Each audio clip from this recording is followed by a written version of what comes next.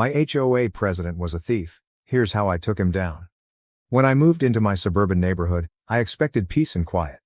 Instead, I walked into a petty dictatorship run by our HOA president, Todd. Todd was the worst kind of leader, the kind who loved power but hated accountability. He enforced ridiculous rules, like fining people $200 for leaving their trash cans out a minute past 9 o'clock a.m., but blatantly ignored the rules when it suited him. His own yard was a mess of unpermitted structures, and his fence was taller than allowed by city ordinances. But Todd's true sin? Using the HOA as his personal piggy bank. At first I tried reasoning with him. My fence was slightly off color because the approved stain wasn't available, and he fined me $500. I explained, provided receipts and asked for leniency.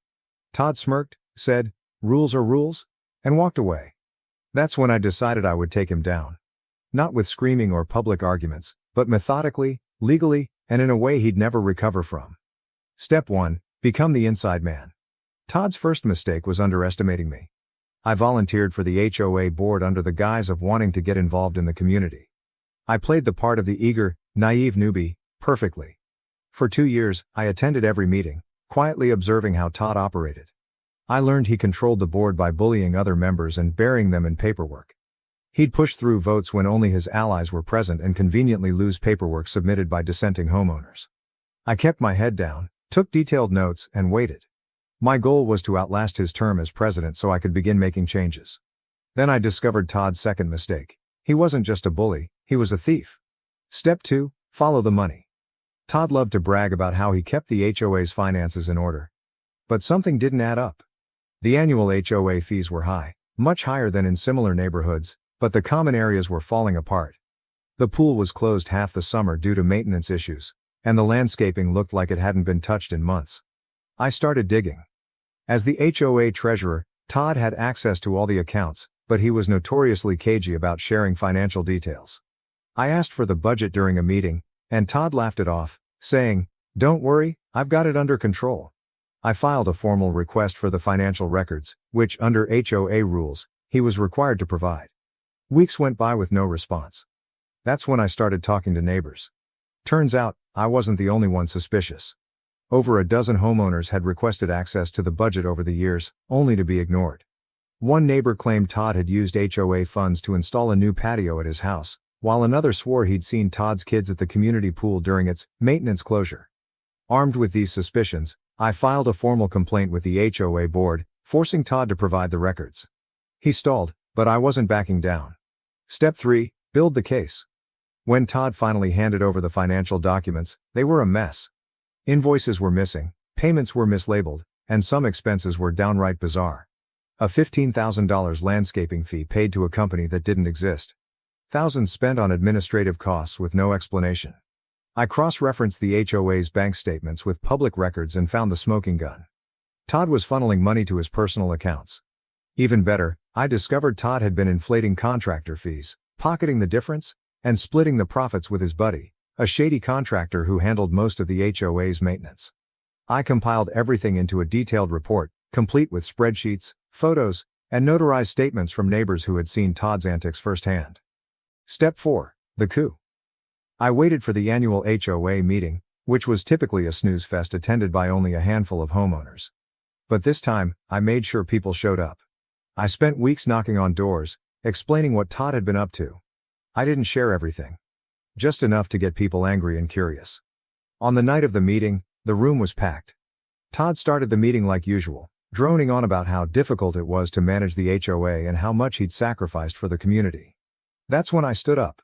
I calmly asked if he could explain some discrepancies in the budget. Todd laughed nervously and said, "I don't think this is the time or place." I replied, "Actually, Todd, it's the perfect time." I handed out copies of my report to everyone in the room. The mood shifted instantly. People started reading, whispering, and then shouting. Todd tried to regain control, but it was too late. I called for a vote to remove him as president. By the end of the night, Todd was out. Step 5. The final blow. After Todd was removed, we hired an independent auditor to go through the HOA's finances. They confirmed everything. Todd had embezzled over $50,000, mismanaged tens of thousands more, and committed multiple counts of fraud. We reported him to the police and filed a civil lawsuit to recover the stolen funds. But it didn't end there. Todd's shady contractor buddy was also exposed and banned from doing business in the county. Todd had to sell his house to pay restitution and legal fees.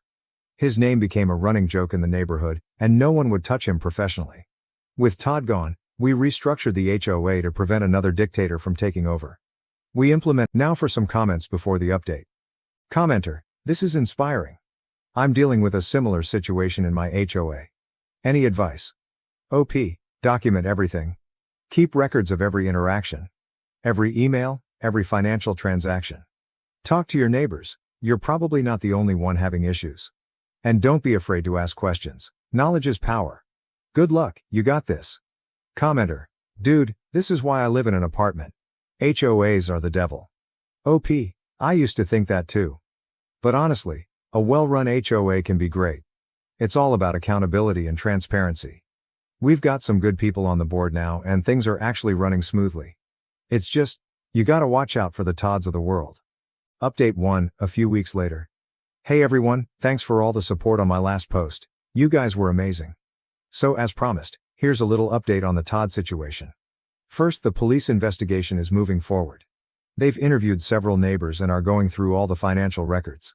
I can't say too much, but let's just say things are not looking good for Todd. Second, remember that shady contractor buddy of his? Turns out, he was also involved in some other questionable dealings around town. The local news did a story on him, and it's juicy.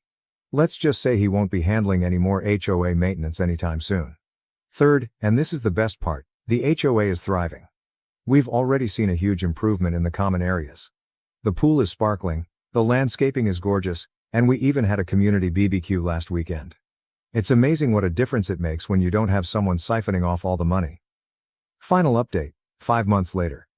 Hey everyone, I'm back with what should hopefully be a final update. Remember Todd, the HOA president who thought he was above the law?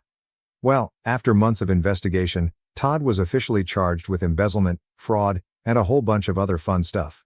He pled guilty to several counts and, well, let's just say he's going to have plenty of time to contemplate his life choices. Idiot. The civil lawsuit also wrapped up. We recovered almost all of the stolen funds, plus a hefty amount in legal fees. The HOA is in a much better financial position now. We're even talking about adding some new amenities. As for Todd, he's moved away again. Apparently, the neighboring town wasn't too thrilled to have him after the news broke. I heard he's trying to sell timeshares now. Good luck with that, Todd. I want to thank everyone again for their support throughout this whole ordeal. It was a long and sometimes stressful process, but in the end, justice prevailed. And remember, if you see something, say something. Don't let a Todd ruin your community. Now, if you'll excuse me, I'm going to go relax by the pool. It's finally open, and the water is perfect. Cheers. Thanks for listening. Leave a comment, thumbs up this video and follow. It helps keep this page running so I can get more stories for y'all out there.